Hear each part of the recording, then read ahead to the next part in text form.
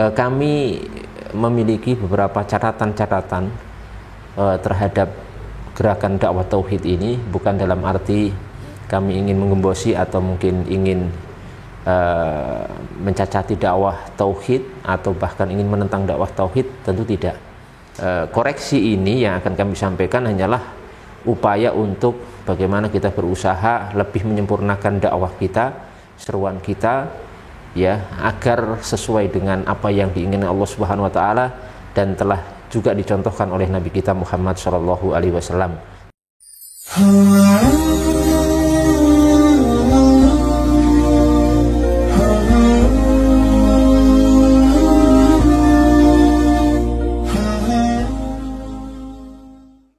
Bismillahirrahmanirrahim. Assalamualaikum warahmatullahi wabarakatuh. Alhamdulillahirabbil alamin wassalatu wassalamu ala asyrafil anbiya'i wal mursalin sayyidina Muhammadin wa ala alihi washabihi wa man tabi'ahum bi ihsan ila yaumiddin. Tsumma amma ba'd. Kaum muslimin yang dimuliakan Allah Subhanahu wa taala, pada kesempatan kali ini kita akan sedikit mengupas dan membahas tentang permasalahan yang berkaitan dengan dakwah tauhid. Kita sebenarnya sangat gembira dan tentunya juga kita sangat mengapresiasi sebagian dai, sebagian ustadz, sebagian juru dakwah yang akhir-akhir ini banyak menyerukan kepada tauhid atau yang mereka kenal dengan gerakan dakwah tauhid. Mereka berusaha sesuai dengan pemahaman mereka untuk mengembalikan umat agar mentauhidkan Allah Subhanahu wa taala, agar mereka menyembah Allah Subhanahu wa taala saja dan meninggalkan daripada sesembahan-sesembahan selain Allah ataupun meninggalkan berbagai macam kesyirikan. Di sisi ini atau di sisi ini permasalahan dakwah tauhid, kalau kita lihat dari sisi ini, merupakan sesuatu yang baik dan tentunya ini menggembirakan.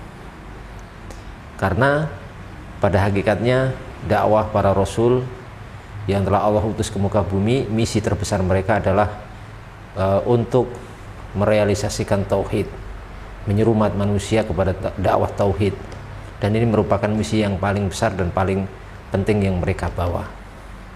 Kalau kita lihat di dalam Al-Quranul Karim, banyak sekali ayat-ayat, banyak sekali hadis-hadis Nabi SAW yang menunjukkan akan hal ini. Semisal dalam Al-Quran disebutkan Allah Subhanahu wa taala menghikayatkan ucapan para rasul kepada kaumnya, di mana para rasul itu ucapannya, seruannya hampir sama, ya qaumi ibudullah ma lakum min ilahin ghairuh. Mereka menyerukan, wahai kaumku, hendaklah kalian menyembah Allah saja, yang tidak ada ilah selain Dia. Juga dalam Al-Quran, dalam ayat lain disebutkan fa'lam annahu la ilaha illallah. Ketahuilah bahwasanya tidak ada sesembahan yang berhak dengan disembah kecuali Allah Subhanahu wa taala. Kemudian juga dalam ayat lain, wa ma khalaqtul jinna wal insa illa liya'budun. Dan tidaklah aku ciptakan jin dan manusia kecuali untuk beribadah kepadaku. Al-ibadah di sini juga termasuk dalamnya tauhid dan lain sebagainya. Juga dalam hadis Nabi Muhammad SAW, Nabi kita pernah bersabda, umirtu an uqatilan nasa hatta yashhadu an la ilaha illallah ila akhir hadis.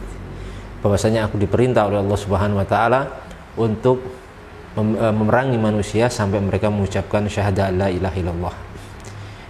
Dan dalil-dalil lain yang tidak bisa kita sebutkan semuanya.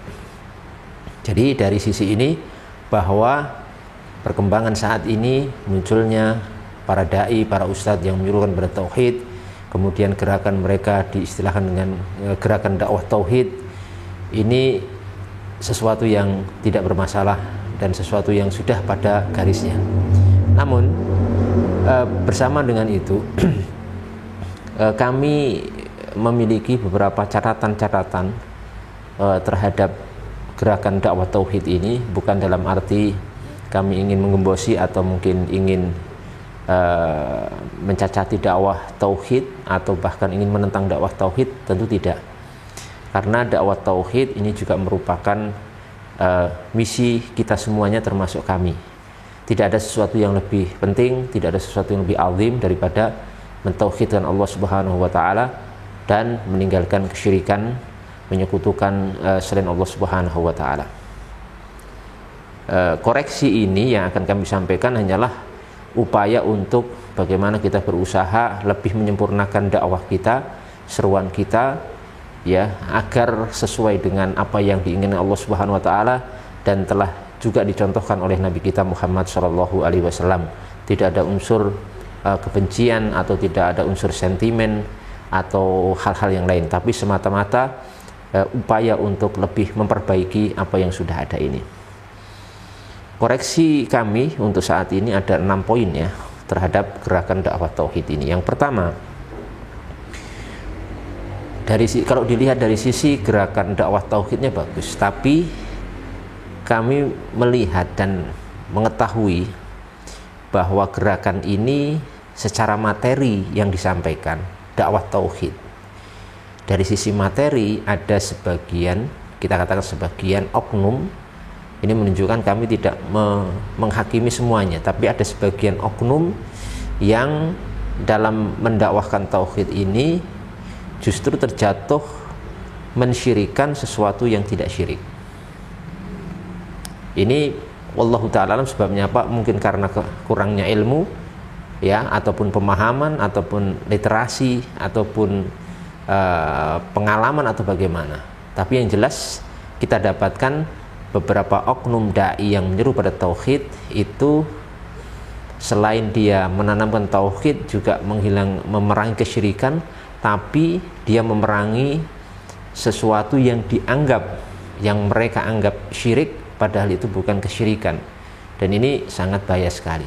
Banyak contohnya yang tidak bisa kita sebutkan semuanya, karena ini kalau sampai terjadi dibiarkan, nanti ada sebagian dai yang kemudian menghakimi sesuatu yang bukan syirik, menghakimi sesuatu yang hukumnya sunnah, menghakimi sesuatu yang hukumnya minimal mubah, kemudian divonis sebagai kesyirikan. Ini sangat luar biasa kerusakannya, baik kepada dia sendiri atau pada umat. Misalkan kita akan beri contoh tentang misalkan tentang perakiraan cuaca atau ramalan cuaca yang dianggap divonis syirik oleh sebagian orang. Ya, kemudian tradisi sungkeman yang itu, kalau yang pertama tadi jelas boleh ya, itu karena bukan memastikan, hanyalah memperkirakan satu kondisi cuaca berdasarkan ilmu yang bisa dipertanggungjawabkan secara ilmiah. Kemudian juga misalkan tradisi sungkeman yang dianggap syirik oleh sebagian orang, ya, dianggap orang yang sungkeman itu menyembah atau sujud kepada orang lain, padahal itu bukan juga bentuk sujud. Tidak ada bentuk sujud di situ, bahkan juga tidak ada bentuk rukuk di situ. Itu hanyalah tradisi untuk memuliakan orang tua. Juga misalkan tentang masalah ziaratul kubur, ziarah kubur ada yang menghakimi kesyirikan. Kemudian misalkan berjalan merunduk di depan orang yang lebih tua dianggap sebagai bentuk kesyirikan dan mempertuhankan manusia. Kemudian masalah yang berkaitan dengan misalkan tabarruk, tawasul, itu juga disyirikkan, padahal itu murni masalah istihadiyah, masalah fiqhiyah istihadiyah yang tidak ada kaitannya dengan masalah i'tiqad atau keyakinan dan lain sebagainya. Insya Allah pada lain kesempatan kita akan bahas secara khusus masalah tawasul dan tabarruk itu. Ya, yang pada intinya di sini kita ringkas terlebih dahulu bahwa ini bukan termasuk kesyirikan yang disyirikan oleh sebagian pihak. Jadi ini sangat berbahaya sekali, karena nanti ketika kita ada sebagian dai atau sebagian duat memvonis sesuatu yang bukan syirik menjadi syirik, ini bentuk kezaliman, dan resikonya berarti orang yang melakukannya akan dianggap telah melakukan kesyirikan, musyrik, yang itu nantinya berarti akan dihakimi sebagai seorang yang telah keluar daripada Islam, na'udzubillah min dzalik. Yang kedua, kritik kami yang kedua adalah berkaitan dengan pembawa daripada dakwah tauhid atau gerakan dakwah tauhid itu sendiri. Yang kami dapati, sebagian mereka itu mengklaim diri, menganggap bahwa satu-satunya kelompok manusia, kelompok kaum muslimin yang memahami tauhid adalah mereka sendiri. Kemudian menuduh umat Islam, ya, menuduh umat Islam semuanya itu tidak mengerti tauhid. Ya, jauh daripada tauhid. Maka kalau kita lihat, kita cermati narasi-narasi yang mereka sampaikan, ya mereka seringkali kita dengar, kita baca mengeluarkan narasi-narasi yang menunjukkan hal itu. Misalkan mereka mengatakan umat Islam itu kebanyakan di Indonesia itu tidak paham tentang tauhid umpamanya, atau umat Islam kebanyakan itu bergubang dengan kesyirikan, ya, dan lain sebagainya. Ini menunjukkan seakan-akan mereka ini mengklaim diri sebagai orang yang paling paham tauhid, sementara umat Islam, ya mayoritas kaum muslimin khususnya di Indonesia ini berada di atas kesyirikan pada Allah Subhanahu wa taala karena tidak paham tauhid. Orang yang tidak paham tauhid berarti tidak tahu mana yang tauhid, mana yang syirik. Kalau dikatakan mayoritas umat Islam kemudian berada di kubangan kesyirikan, berarti umat Islam saat ini dalam kondisi sebagai musyrikin, orang-orang yang terjatuh dalam kesyirikan kepada Allah Subhanahu wa taala. Nah, faktanya yang kita amati sendiri dari kami sendiri, justru sebaliknya, kaum muslimin, umat Islam khususnya di Indonesia, kita bicara skup Indonesia saja, itu secara umum mereka sudah bertauhid pada Allah Subhanahu wa taala. Terus bagaimana kemudian mereka dituduh menjadi seorang yang tidak paham tauhid atau berkubang atau melakukan kesyirikan-kesyirikan? Kalau dikatakan sebagian umat Islam, sebagian kecil umat Islam ada yang terjatuh ke dalam kesyirikan, mungkin benar. Tapi kalau kemudian mayoritas, ya semuanya umat Islam yang ada di luar komunitas ini atau kelompok gerakan dakwah tauhid ini dianggap tidak paham tauhid dan terjatuh ke dalam kesyirikan, syirkul akbar, ini merupakan sesuatu yang sangat berbahaya. Jadi dari satu sisi mereka mendakwakan tauhid, ya, menggerakkan gerakan tauhid, ya, tapi di sisi lain tanpa sadar mereka terjatuh kepada sifat ataupun usul daripada orang-orang khawarij yang mudah mengkafirkan kaum muslimin, mudah mengkafirkan ahlul qiblah. Karena ketika seorang menyatakan bahwa kaum muslimin di Indonesia mayoritas adalah berbuat kesyirikan, jatuh pada kesyirikan, secara tidak langsung telah menghakimi, mengkafirkan, memusyrikan kaum muslimin yang ada di Indonesia ini. Makanya dalam beberapa riwayat disebutkan memang benar bahwasanya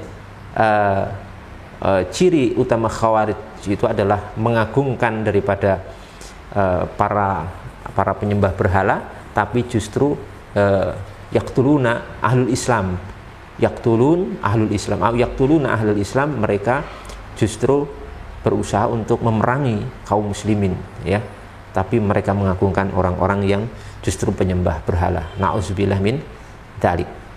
Dan ini sangat berat sekali, ya, mengkafirkan ahlul qiblah itu berat sekali, baik secara lisan, secara sorohat, secara langsung, secara terang-terangan, ataupun secara tidak terang-terangan, sebagaimana sudah kita jelaskan tadi. Kalau tidak terbukti, nanti tuduhan ini akan menjadikan orang yang menuduh bangkrut kelak di hari kiamat. Nabi Muhammad SAW bersabda dalam hadis yang sahih, ya, man qala li akhihi ya kafiru faqad ba'a bi ahaduhuma. Barang siapa yang mengucapkan wahai kafir kepada saudara muslim, maka tuduhan itu akan kembali kepada salah satu dari keduanya. Kemudian yang tiga, kritikan kami atau masukan kami kepada gerakan dakwah tauhid ini adalah menuduh sebagian mereka, saya katakan lagi sebagian mereka atau oknum dari mereka itu menuduh dai-dai lain itu tidak menaruh perhatian kepada masalah tauhid, seolah-olah mereka sendiri yang paling paham, paling perhatian kepada dakwah tauhid. Ya, kita pernah mengetahui, pernah membaca, pernah merekam, pernah mendengar fenomena ataupun pernyataan-pernyataan seperti ini. Misalkan orang-orang yang bergelut kepada fikih, misalkan, atau khususnya fikih madzhab al-arba'ah, fikih madzhab yang 4, fikih Imam Syafi'i, misalkan, dituduh orang-orang ini, para dai yang fokus kepada mengajarkan fikih, itu dituduh tidak menaruh perhatian kepada tauhid. Ini tentunya tuduhan yang sangat tidak benar dan tuduhan yang sangat ceroboh. Bagaimana kemudian seorang tahu bahwasanya saudara-saudara kita yang lain ya selain mereka itu kemudian tidak menaruh perhatian pada tauhid, kita tidak mengerti, tidak merekam semua kegiatan mereka atau kegiatan dakwah mereka. Seperti misalkan contoh yang paling dekat kami sendiri, walaupun di sini kami mengajarkan, menyerukan ya mentarbiyah umat dengan fikih madzhab Imam Syafi'i, tapi dalam masalah tauhid kita sangat perhatian karena itu misi utama kita. Cuma karena masyarakat yang kita hadapi di tempat ini misalnya sudah bertauhid, tentunya kita juga berbeda untuk menangani mereka karena sudah bertauhid. Itu pun kita masih mengajarkan kitab-kitab tauhid, materi-materi yang berkaitan dengan akidah. Ya misalkan kita mengajarkan kitab Qaum Tughyan, misalkan itu bab tauhid. Kita mengajarkan Arba'in Nawawiyah itu dari awal bab tauhid, rukun iman, rukun Islam. Kita mengajarkan Riyadhus Shalihin, kita mengajarkan tafsir Al-Quran, tafsir Jalalain, itu isinya banyak tauhid. Ya, kita mengajarkan kitab-kitab yang lainnya. Ya, ini semua menyerukan juga membahas masalah tauhid. Jadi amat sangat tidak bijak kalau kemudian seorang itu merasa paling perhatian pada tauhid, kemudian menuduh orang lain tidak menaruh perhatian kepada masalah tersebut.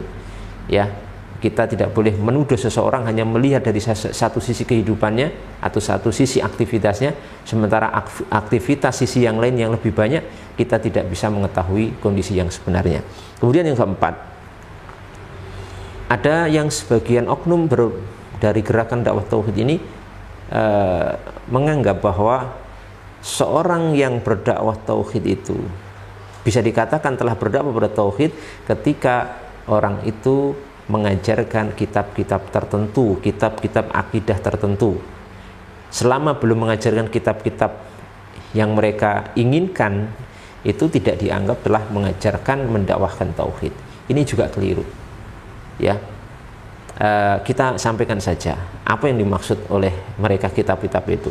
Ada yang berpemahaman bahwa berdakwah tauhid itu seakan-akan harus dengan merujuk mengajarkan buku-buku Syekh Muhammad bin Abdul Wahhab An-Najdi rahimahullahu taala, seperti Ushulul Tsalatsa, misal Qawaidul Arba', kemudian Nawaqidul Islam, kemudian Kitabut Tauhid, kemudian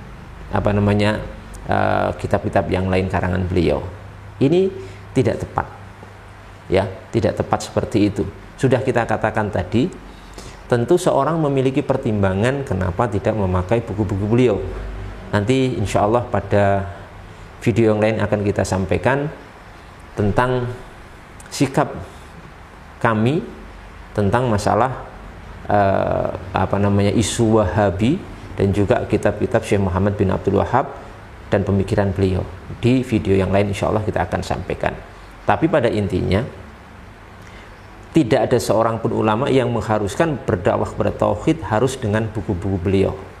Kita bisa menggunakan kitab-kitab lain, dan kami pribadi memilih untuk memakai buku-buku para ulama yang lain, para ulama-ulama yang lebih tabaqatnya lebih tinggi, yang lebih senior, lebih berilmu, yang mereka diakui keilmuannya, ketakwaannya, ya disepakati akan keimamahannya, seperti misalkan buku-bukunya Imam Nawawi seperti Arba'in, seperti Riyadhus Shalihin, kemudian buku-buku fikih seperti Safinatun Najah, Fathul Qarib, ataupun yang lainnya, kemudian buku-buku Imam Ghazali seperti Ihya Ulumuddin ataupun yang lainnya, kemudian seperti kitab Al-Hikam ya Ibnu Athaillah Sakandari, kemudian tafsir Jalalain, tafsir Ibnu Katsir, tafsir Al-Baghawi dan lain sebagainya ya, dan juga buku-buku lain yang tidak bisa kita sebutkan semuanya.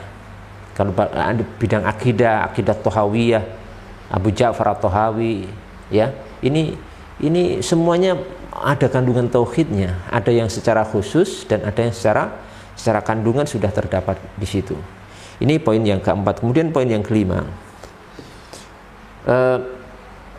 sebagian mereka menuduh bahwasanya para ulama terdahulu dan yang diserang itu lagi-lagi ulama madzhab, para ulama madhab Imam Syafi'i, madhab atau Hanafi, Maliki, Syafi'i dan Hambali, dan secara khusus madhab Imam Syafi'i. Dituduh ulama-ulama madhab Syafi'i itu dituduh sebagian mereka itu tidak paham tauhid, bahkan lebih lebih tragisnya lagi, ada yang menuduh walaupun secara tidak langsung bahwa sebagian ulama Syafi'iyah atau ulama madzhab al-arba'ah Hanafi, Maliki, Syafi'i dan Hambali itu adalah tidak paham tauhid, bahkan sebagian mereka dituduh sebagai kuburi, penyembah kubur. Nauzubillah min dzalik. Ini sangat keliru sekali. Sebab begini, orang-orang berilmu di antara mereka, bahkan kebanyakan mereka itu derajatnya mustahid. Orang-orang berilmu, bertakwa, para aulia Allah, para kekasih Allah Subhanahu wa taala, kemudian tidak paham tauhid, kemudian mereka menyembah kubur dalam arti beribadah menjadikan kuburan sebagai Tuhan. Ini tuduhan yang sangat serius, ya. Tuduhan yang sangat serius. Kita tuntut kepada para penuduh itu untuk menunjukkan bayinah, ya. Menunjukkan al-bayyinatu 'alal mudda'i, ya, bukti bagi orang yang menuduh. Buktikan bahwasanya ada ulama-ulama madzhab secara khusus, ya, lebih khusus lagi para ulama Syafi'iyah yang tidak paham tauhid, penyembah kuburan, ya. Harus diingat bahwa ketika Anda menyampaikan bahwa fulan, ulama fulan, imam fulan itu kuburi, penyembah kubur, artinya secara tidak langsung, secara tidak sadar Anda telah memurtadkan, mengkafirkan ulama tersebut. Sampaikan kepada kita siapa contoh ulama kuburi, penyembah kubur dari madzhabul arba'ah, terkhusus madzhab al-Imam Syafi'i. Siapa mustahid mana yang sampai menyembah kuburan? Jangan-jangan itu Anda bangun tuduhan itu di atas pemahaman tauhid versi Anda yang keliru, atau pemahaman tentang sesuatu kesyirikan yang menurut versi Anda yang itu keliru, yang tidak sesuai dengan Allah dan Rasulnya, ataupun tidak sesuai dengan ilmu para ulama ataupun bimbingan para ulama kita. Ini poin yang kelima. Kemudian yang terakhir, ini yang tidak kalah mengkhawatirkan adalah sebagian penyeru dakwah tauhid itu memperlakukan kaum muslimin di Indonesia dalam berdakwah itu seolah-olah sebagai orang-orang musyrikin.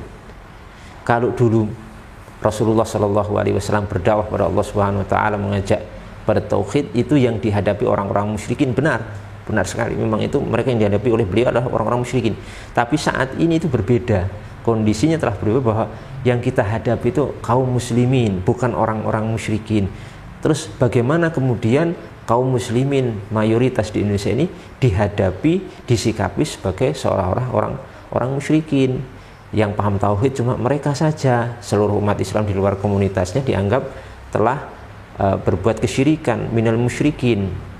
Ini keliru, ya, keliru menerapkan. Nabi yang dihadapi musyrikin itu berbeda dengan saat ini dakwah ini dihadapi, yang dihadapi adalah kaum muslimin. Kita sering berbicara, sering menyampaikan bahwa mayoritas rakyat Indonesia itu kaum muslimin. Secara tidak langsung kita adalah menghakimi mereka itu muslim. Tapi paradoksnya, kenapa di satu kesempatan yang lain kita seakan menjadikan mereka itu sebagai orang-orang musyrikin, ya, diperlakukan orang-orang yang tidak paham tauhid, orang-orang yang berbuat kesyirikan pada Allah Subhanahu wa taala. Nauzubillah min dzalik. Ini 6 poin yang kita bisa catat, bisa kita kumpulkan sebagai bentuk koreksi dan sebagai bentuk masukan untuk gerakan dakwah ini. Dakwah ini sudah bagus, asalkan materi yang disampaikan benar, metode yang dipakai adalah benar, kemudian sikap yang diambil adalah juga benar, sesuai apa yang diajarkan oleh Allah Subhanahu wa taala dan Rasulnya Muhammad SAW. Dan tidak lupa bahwa dakwah ini tidak akan bisa lepas dari para ulama kita. Maka ketika kita mendakwahkan tauhid ini, kita berusaha untuk memberi dari kesyirikan, haruslah kita merujuk pada para ulama kita, para ulama pendahulu kita, para ulama mujtahidin. Wabil khusus yang paling dekat adalah para a'immatul arba'ah, imam madhab yang 4, Abu Hanifah, Malik bin Anas, Syafi'i, dan Ahmad bin Hanbal rahimahullahu ta'ala, serta murid-muridnya ila yaumina hadza, sampai zaman kita sekarang ini. Semoga bermanfaat apa yang saya sampaikan. Wabillahi taufiq wal hidayah. Wassalamualaikum warahmatullahi wabarakatuh.